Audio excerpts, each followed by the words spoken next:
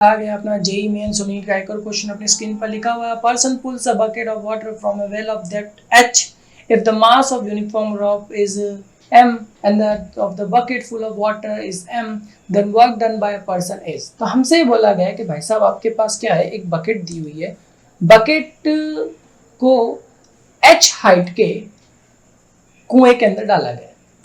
तो देखिए हुआ क्या, और ये जो बकेट है एक रस्सी से बंधी हुई है और इस रस्सी का भी एक मास है, वो कितना होगा, m होगा। और इस बकेट के अंदर जो पानी भरा हुआ है उससे इसका मास भी कितना हो गया, कैपिटल M हो गया।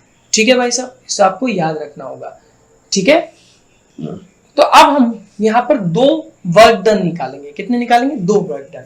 अच्छा आप कहेंगे दो वर्क डन कैसे, हम तो यहाँ पर सिर्फ एक बकेट का ही तो वर्क डन निकालेंगे। लेकिन आपने अगर ढंग से देखा हो तो क्वेश्चन में लिखा हमारे पास मास दिया हुआ, इसका मतलब जब बाल्टी में वर्क डन होगा तो रोप पर भी होगा।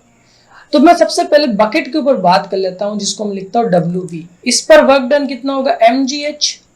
तो इस पर मास कितना दिया हुआ बकेट का, कैपिटल M g, और बकेट कितनी ऊपर जाएगी, h हाइट तक। ये बात आप और मैं दोनों जानते हैं। ठीक है, अब मैं बात करता हूं रोप पर। तो रोप पर कितना होगा, mgh। रोप का मास दिया हुआ m g h/2, हाइट कितनी आएगी, h/2। अब आप कहोगे h/2 कैसे आई, देखिए जरा ढंग से देखिएगा।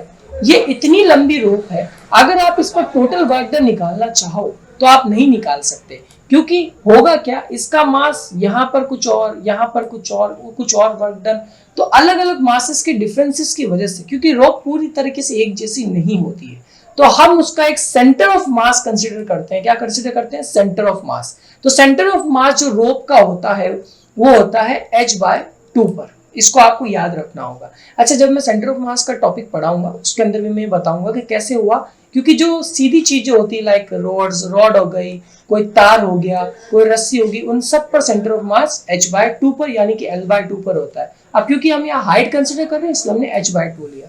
अब हम यहाँ पर टोटल वर्क डन निकाल देते हैं। तो टोटल वर्क डन कितना होगा, WT। इन दोनों को जोड़ देते हैं, mgh प्लस mgh/2, पूरे में से कॉमन GH, तो मेरे पास बचा कितना, M प्लस m/2 GH। मेरे पास आंसर क्या आएगा, ऑप्शन नंबर 1। तो इसका मतलब मेरा ऑप्शन नंबर 1 एकदम सही है। तो आई होप सो आपको ये समझ में आया होगा कि कैसे काम कर रहा है। मिलता हूं हमारे नेक्स्ट वीडियो में। सब्सक्राइब करें, लाइक करें और शेयर करना ना भूलें।